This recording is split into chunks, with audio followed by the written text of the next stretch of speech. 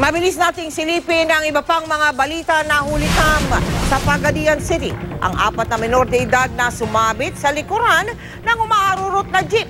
Di nila alintana ang panganib. 2 pa naman sa kanila ay pawang mga paslit.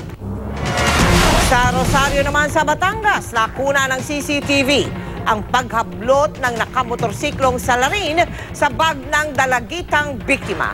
Wala nang magawa ang biktima ng tangayin ang bag niyang may lamang cellphone at iba pang gadget. Wala pang isang oras, muling nang hablot ng cellphone yung salarin sa pareho ring barangay. Inaalam pa ang pagkakakilanlan ng salarin.